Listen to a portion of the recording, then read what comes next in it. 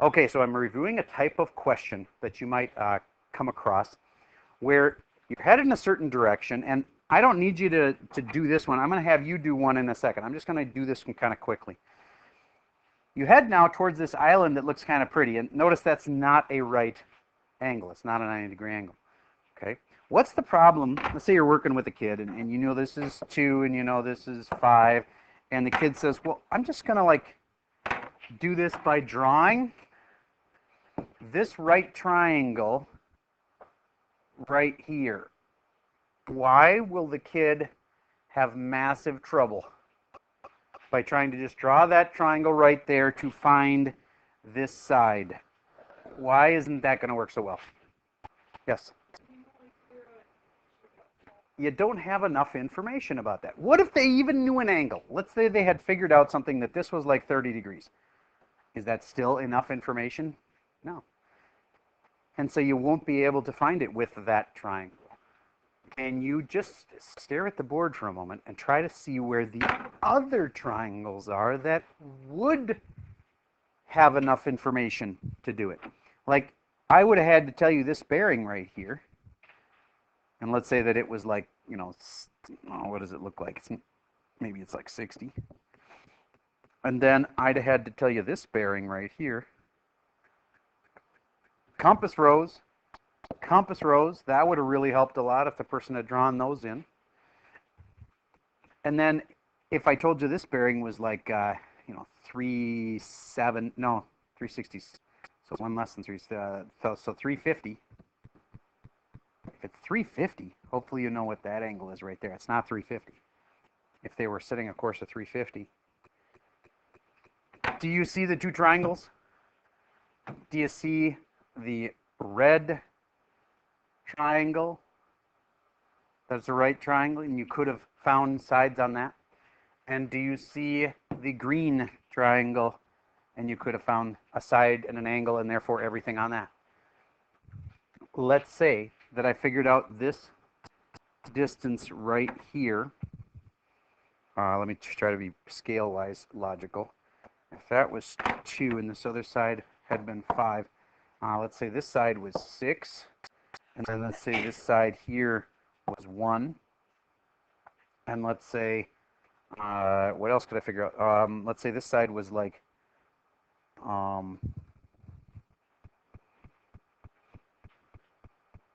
and there's one other side, this side right here.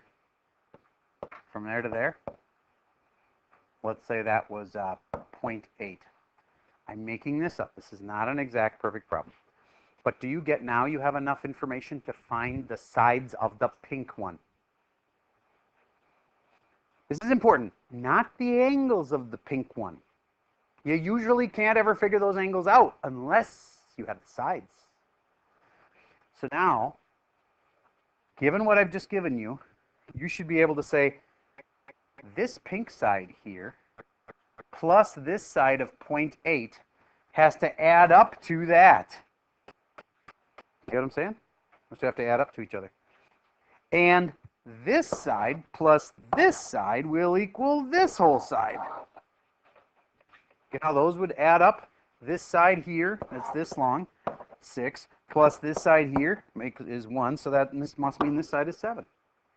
Then, once you've got all the sides, I'm going to redraw my pink triangle here again, this, and let's say, I'm going to give you new sides. Let's say this was 13 and this was 5.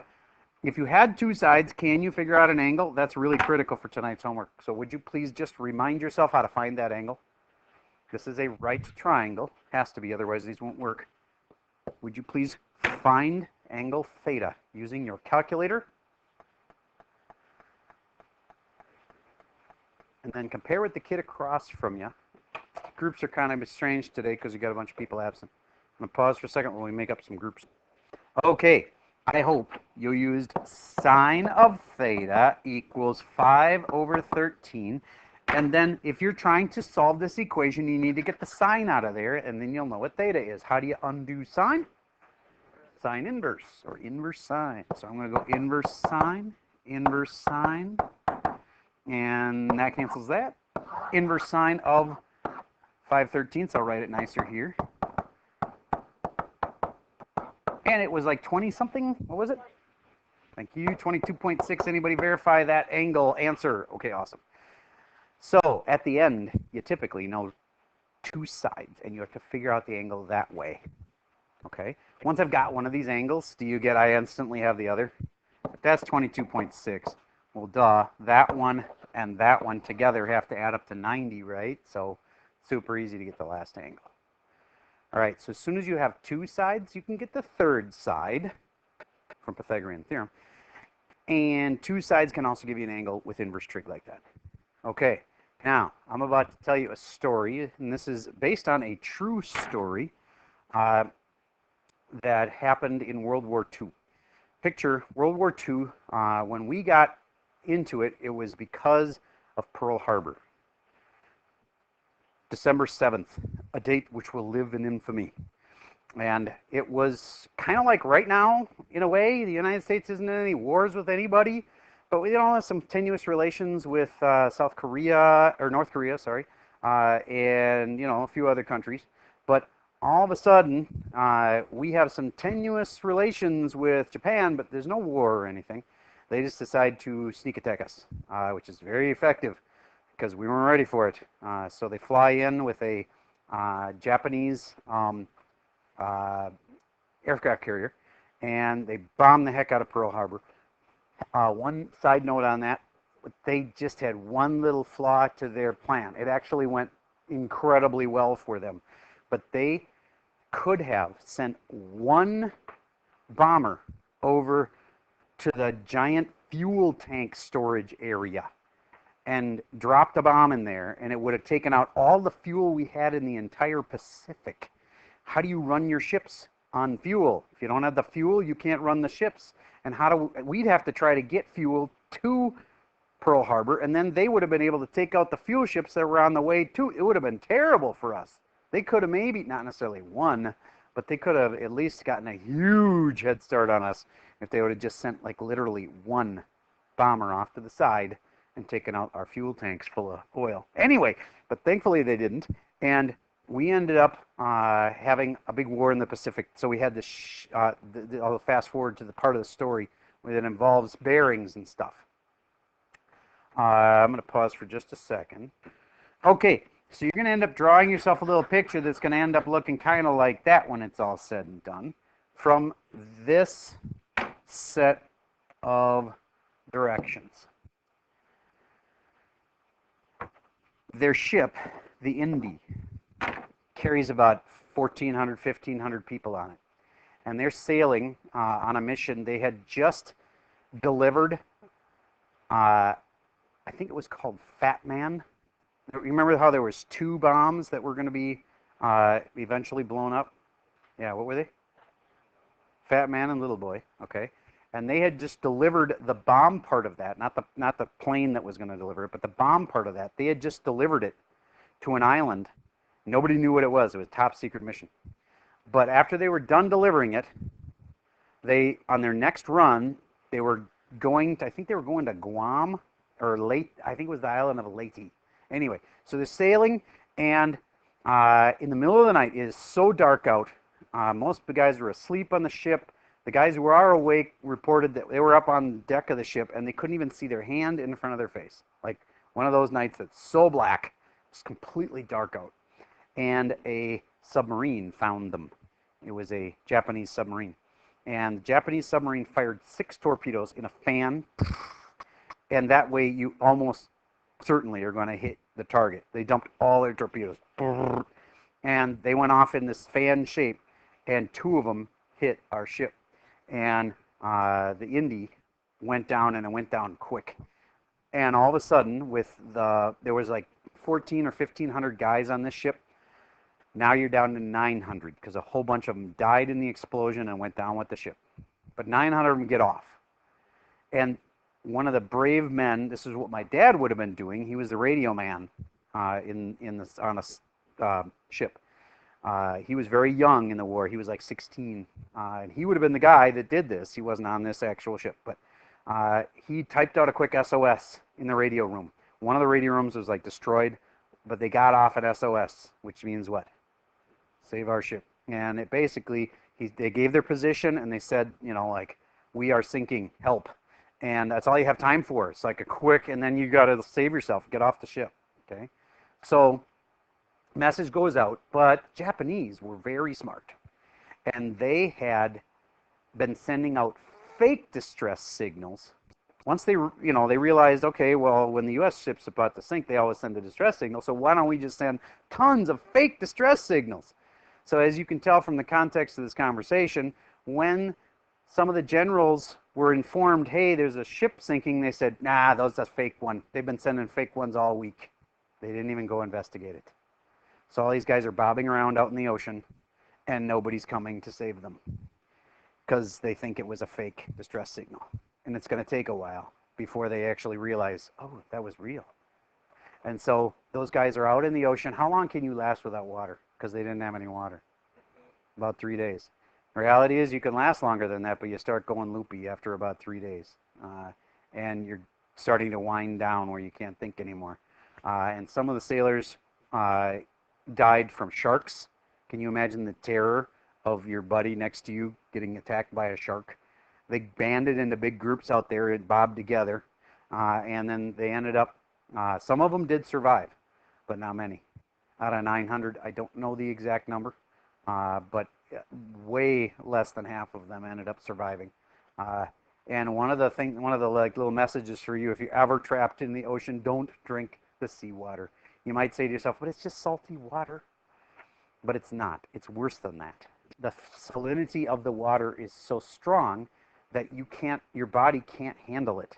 And you might think, well, but I'm going to die from thirst. No, you won't just die then. You'll die a terrible death if you drink the seawater. And so, anyway, bottom line, if you only remember one thing from this, don't drink seawater, even if you're incredibly thirsty, because help did come. And those guys didn't have to drink the seawater. They just were so tempted they couldn't take it anymore. And a lot of guys died because they drank the seawater. All right, so the ship has just sunk here. And now your bunch of guys are out bobbing around in the ocean, but they don't just stay still in the ocean. Why? Currents. There's a lot of currents out there. And the current went and took them north 80 degrees east for 3 miles. You should be drawing the picture of this and labeling all the little, the little places on your map. Now, this is what somebody would have done for real to try to figure out where these guys are. You know what I mean? Back then, we knew that there was currents, and we knew that, okay, well, if we estimate that they sunk 2 days ago, they can say, okay, well, they'd probably have drifted this many miles at this speed. Okay, well, what they couldn't know is that after they drifted for 3 miles, they set a course and decided to start paddling towards a small island that they saw way off in the distance. Okay, now I'm actually making this part up. They did paddle, but part of it was they just thought, well, I got to try something. I've been drifting for days, and this isn't working. We must not be in like a route, like there's routes where boats usually travel. They're trying to get to a shipping lane, so they started to paddle. Okay, and so they paddle, and they go 1 mile at 280 degrees true. I'd like you to try to draw this situation, and here's the final question. If the people that are trying to save them come back to this spot, the spot where the ship sank in the first place, because that's where the SOS coordinates came out, if they go there, that won't be where they are, of course.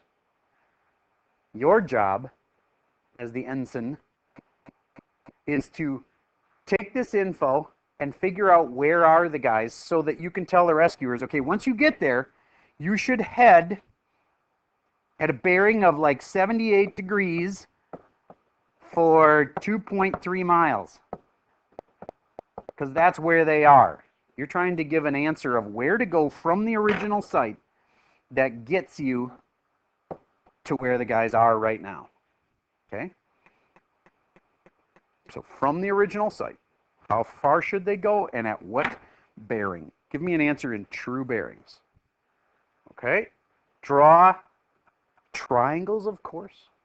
You're starting out with compass bearings, or compass rose, sorry, and then every time you make a turn, make another compass rose. Transfer as many angles as you can, but you can't ever find all the angles. At the end, you're going to use right triangles that do have enough information. And you're going to use those to figure out that final answer, which will be like this, except I'm not going to tell you exactly how long it is or at what bearing it is.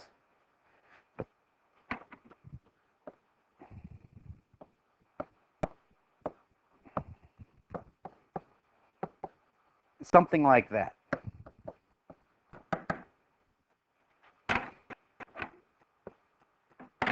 All right, I'll pause. We'll give you a chance to try to answer this one. And for this, I would like you to work with a partner. So you may have gotten started. Slide your two desks next to each other, 6 inches apart. You two are going to actually work together today. Slide 6 inches apart, please. And if you just kind of find a way to work in a group of 3 there, that'd be great. Okay.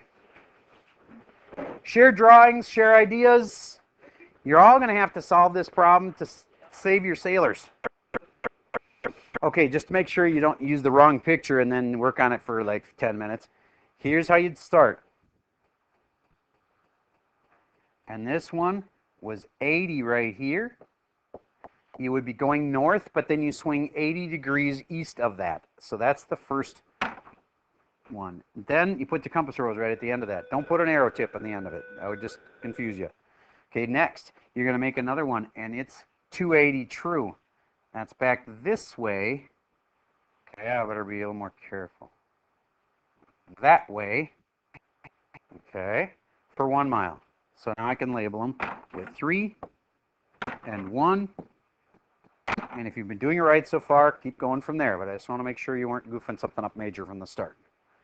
Any groups that are actually done already? All right, one group maybe. All right, keep working. Okay, a couple thoughts on this. First of all, I actually don't like how I drew mine in one way. It's a little small. One of the ways that will help you a lot on the test is if you draw stuff really small and all of a sudden you have all these angles cramped into a tiny location, it's really hard to do well. So make a bigger drawing if you're struggling with something.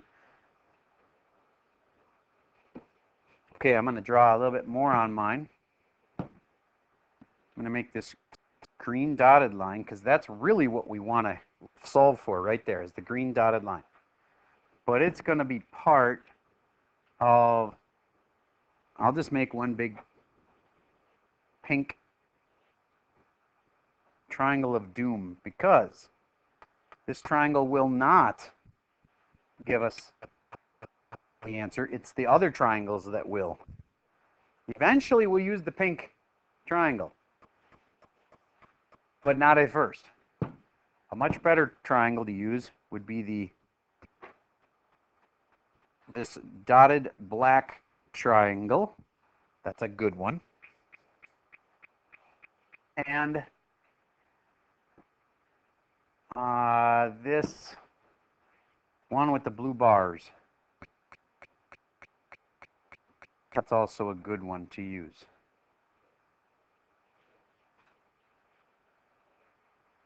All right, so here's some thoughts. One sec.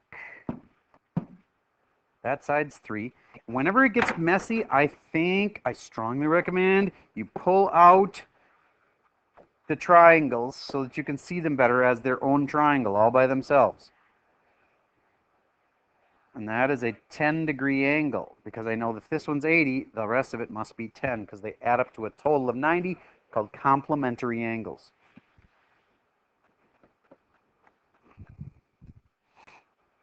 Then I'm going to call this, since it's an up-down, I'm going to call it a y distance. You could call it anything you want. I'm just trying to stay organized. And this I'm going to call an x distance, x sub 1. And I'm going to solve. Sine of 10, sine is opposite of hypotenuse, would be y sub 1 over 3. And then I'm going to multiply both sides by 3 to clear my fractions. And there we go, 3 times sine of 10. Did you get about 0.5-ish? 0.5 what? 0.51? 0.52, thank you. So then we're going to say this side is 0.52. 0.52 is that to that. Okay, this was again y1 is 0.52. And then the x distance, the distance along the bottom, help me out. This is like 3-ish or something, isn't it? 2.95, that sounds right. And that's this distance here. Can anybody verify 2.95? Okay, awesome. And then the blue triangle. Well, I needed to have some angles here. If it was at a true bearing of 280, then what's left to make a total of 360? I think it's 80, isn't it? Right there? Pretty sure that's an 80-degree angle. Because all the way around here was a 270. Or was it 280? Sorry, 280. And 280 plus 80 makes 360. So yeah, that corner has to be an 80-degree angle. And then I have a side. Okay, I can do this. I'm going to pull it out. Notice me, again, pulling out the important triangles so that I have them nice and clean. I have a side, I have angles. Then you can do trig. I'm going to call this, since I already had a y1 distance, I'm going to call this y sub 2. And this way was an x distance, and we know it's 1, so we already got that. Oh wait, the 1 isn't there. My bad. The 1 is there. This side's 1, sorry. Couldn't read my own drawing, but that's the kind of thing you got to catch by pulling things out to the side to clean them up. Okay, so I do need that distance. I'm going to call this distance x sub 2. Then I can do, from the 80, I could do opposite over hypotenuse again. Sine of 80 equals opposite, which is x sub 2 over 1, which is just x sub 2. So it's really just sine of 80. I can grab my calculator and go sine 80. Anybody verify 0.98? Okay, so that was this side. That x2 right here is 0.98. And then the y sub 2. To get that from the 80s perspective, that's an adjacent angle, so I do cosine. Nope, I would, yeah, I can do cosine, I bet. Cosine of 80 is adjacent over hypotenuse, which is y sub 2 over hypotenuse of 1. And then cosine of 80, cosine 80 is 0.17. So y sub 2 is 0.17. Okay, I figured out all my sides and all my angles. Now can I do something? Yes. This pink triangle here, that side is related to, maybe I can use the highlighter tool here. Make it a highlighter. That plus that, no, that wouldn't add up to the pink one. What would you do? Subtract. 2.95 minus the 0.98, which basically is about 3 minus about 1, which is about 2. Wasn't it 1.9 something? 1.97, there we go. And if that side's 1.97, you're probably going to get the whole rest of it right. All right. How do I get the other side? I'll use highlighting again. And let's do it in pink this time. This side plus this side will equal that side. So 0.69 for that side. And now I've got my angles, I've got my sides, and I can figure out this angle right here, which is my bearing that I needed to do. How can I get that? Well, figure out, is it sine, cosine, or tangent? It's tangent of theta is TOA, opposite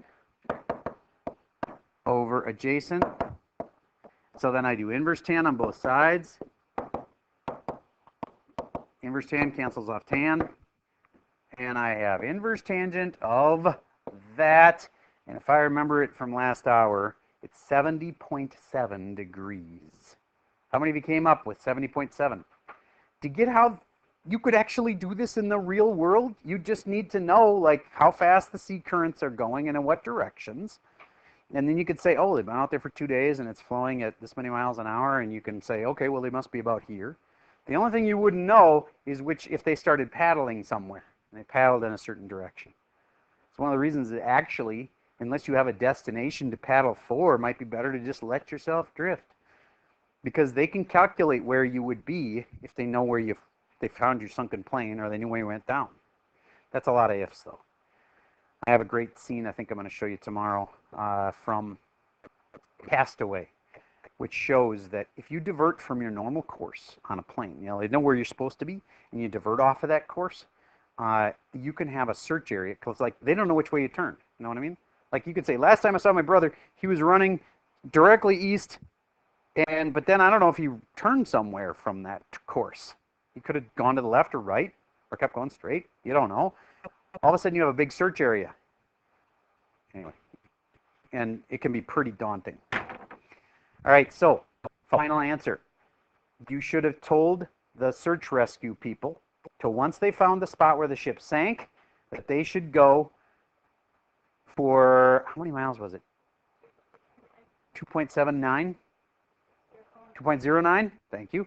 2.09 miles on a course of 70.7 degrees true. And what if the general's being a jerk and he says, true bearings, we don't use those. Tell it to me in normal bearings. North 70.7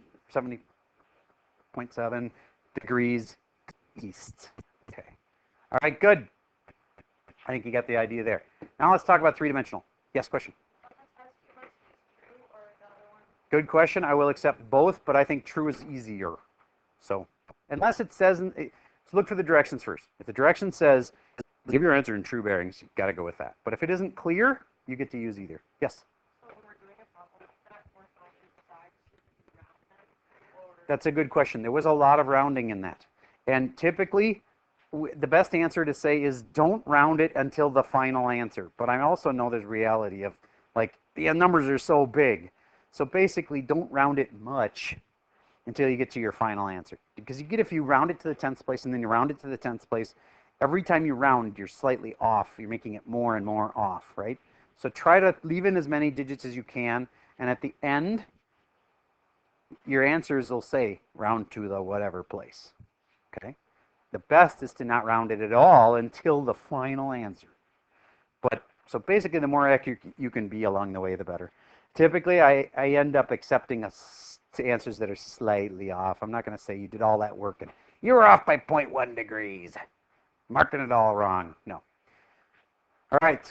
So what's next? Three-dimensional. I know you all have drawn three-dimensional boxes before, and a good way to do that is to draw your two rectangles identical to each other and then just connect the corners like this. I'm going to show you that again. Back to the original. Draw a rectangle. Then draw the same exact size rectangle moved to the right and backwards. And then you just have to connect the corners. That's a great way to get a fairly convincing looking three-dimensional shape.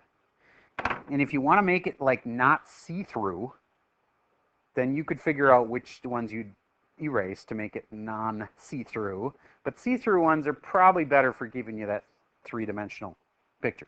All right. Do you get that if I connect corners, I could get a million right triangles in here? So like, for instance, if I want to connect this corner and that corner and say, how long is it from there to there? You basically got the hypotenuse of two different right triangles in that. Can you picture, this is harder, something going from this corner to this corner, and how that also makes a right triangle, but it's a little harder to see. All right. So the moral of the story on these three-dimensional pictures is the trig is the same. It's just harder to draw your triangles and see where they are. So I'm going to complete this triangle by making it pink. Do you get that the pink triangle right there is a right triangle? You see the right angle in it? Okay. Now some people, this is one of those things where people are, you all know that some people are naturally gifted in art, right? Like I saw this piece of paper yesterday at church. This person had just been sketching, and it was like, I could never do that in like 100 years. And it must probably during church service, I sketched this eye, and it was really cool and shaded well. And I don't have it. I couldn't do that, okay? Some of you guys, to different degrees, are better at spatial. Like you see that and you go, yeah, I can see that easy. And other people are like, I don't know what you're talking about. I can't see this. If you know that this is not one of your superpowers, then you better practice this more than everybody else, because a lot of people are going to go, well, yeah, obviously it's a right triangle. And I see other right triangles. Do you see other right triangles? Like, can you see that right triangle shares a side with the first right triangle? And can you see this black dotted right triangle would also share a side? And that's also a right triangle. The right angle on that one would be right there. And it doesn't seem like a right angle. It isn't drawn like a right angle, but it is a right angle. Okay. All right. So now, what if it isn't a box? We do a lot with like flag poles and a mast of a ship that's going to come up today. Of course, that's a stick sticking up out of the ground. If you just draw a stick sticking up out of the ground, it's really hard to see that as three-dimensional, right? So one way to do that is to put it, I'm going to give you two options here. You could put it at the corner of a box like this. Like, you know, you can make your straight line right there. But that doesn't give you all the directions. It gives you a great this way direction and that way direction. But what I think is best is you could put kind of an X like this. And then you make your flagpole run straight up from that. That's sort of like I made the corner of a box extended. And then I've got my flagpole running straight up. Then I do recommend that you label it with north, south. Now, because you might have been thinking of it the other way. Maybe for you, north is the other direction. I won't mark that wrong as long as you label it. If that's north and south, I hope you get that this would be west and this would be east. Okay. Now, I'm going to tell you a story about a flagpole, and you're going to try to draw right triangles and solve this problem. Ready? Okay, kid puts up a flagpole. It's all done. He realizes, dang, I never measured it. It's really tall. I'm not going to be able to, like just measure it now because it's way up there. So they walk 10 meters east, and they sight up to the top of the flagpole. And we are going to cheat and factor that they are like 1 inch tall, so that we don't have to figure out the angle from their, or how hard it is from their head to the ground. So we're just going to say the angle from that spot, the angle of, if you're looking up at the top of the flagpole, what's that? An angle of elevation. If the angle of elevation is 80 degrees,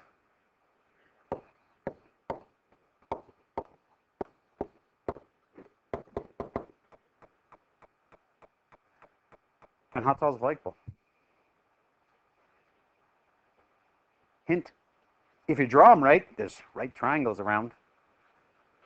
Draw them, consult with your partner, see if you guys get the same thing.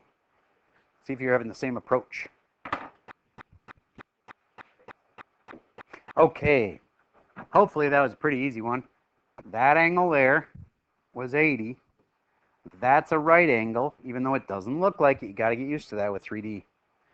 Okay, and then that leaves this being a 10-degree angle. And what did I know? I knew that this was 10 down here. And then I can figure out everything because I got an angle and I got a side. All right, so how high was the flagpole? What did you get? Anybody verify 56.7-ish? All right, awesome. Then use that and answer this question for me. He figures out that the prevailing wind is from the north. And so he wants to put up a line to the top of the flagpole because he's a little afraid that he didn't bury it deep enough, and he's afraid it's going to like fall over. Okay, so he wants to put a line from the ground up to the top of the flagpole, kind of like a guy line. I don't know, is there a better name for that? The tether? I like that. So that it's, the top of the pole is pinned to the ground. And he's going to pin it to the ground on the north side so that when the wind blows from the north, it won't blow it over. Okay? Now here's the catch. He doesn't know where to put it in the ground. But the line that he's got is 70 meters long.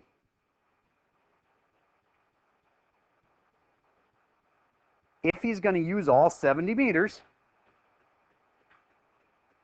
how far from the base of the pole should he put it? I know I'm not drawing you a triangle on purpose because you have to learn how to draw these. I'll say it one more time. He's got 70 meters of rope.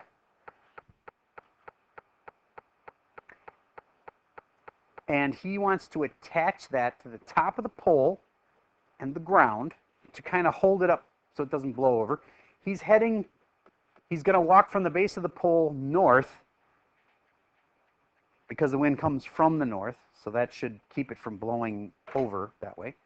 He's going to walk directly north, and the question is, how far out should he walk before he sticks it in the ground there? I'll say it one more time. How far should the rope be from the base of the pole? All right, see if you can figure that out.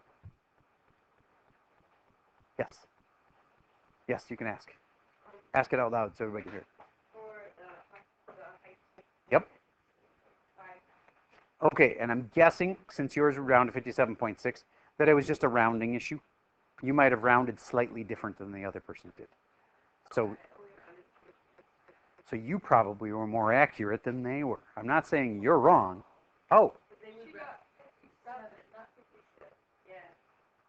Oh, okay. So you were off by a full degree. I thought you were saying you were off by 1/10 of a degree. Okay. Well, let me show you what equation I would have done to get this answer. And I'm not sure if it's right either, but multiple people thought it was. So let's see.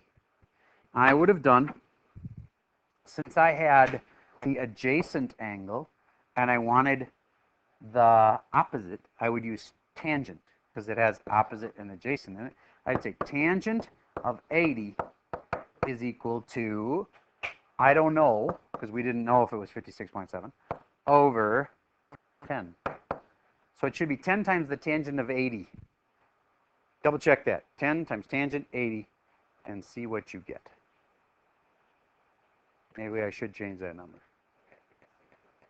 Okay. Okay, if you were going to use cosine, you were finding the hypotenuse. Remember how cosine goes with A over H? So I use H as my variable. There's the problem. Okay, and then it's, yeah, you were finding something, but you weren't finding the height of the pole.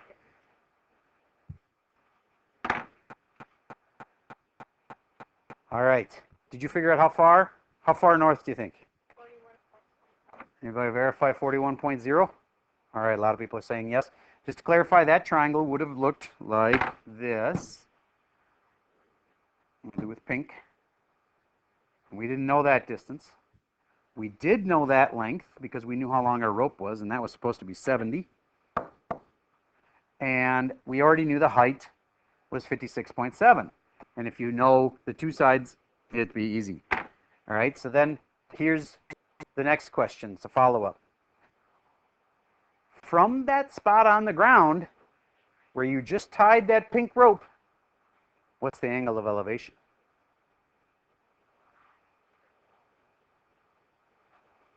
So I think most of you, your biggest challenge is going to be drawing the picture well. So some tips on drawing the picture well. Always use like a compass rose on the bottom, and have your pole stick up from that. Number 2,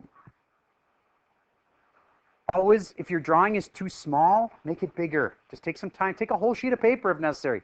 Because if it's bigger, it'll be easier to see and understand. Micro drawings with little tiny numbers in them are really hard for you to even understand what's going on. And always remember, it just boils down to right triangles. If you have to, pull the triangles out separately and write down what their sides and angles are.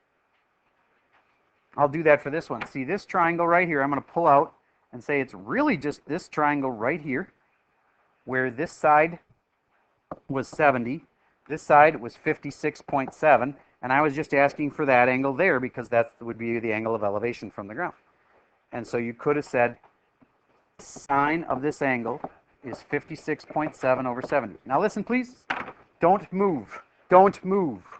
Because if some people start dragging the desks all over the place, you're not going to hear where the assignment is. The assignment has three problems. You're going to do, actually it has multiple problems. You're just going to do the first 3 questions. Okay? There's 3 separate 3-dimensional drawings. Do the first 3 problems of the homework. And this test is coming soon. It's not tomorrow. It's either Wednesday or Thursday. That's all I got for you for today.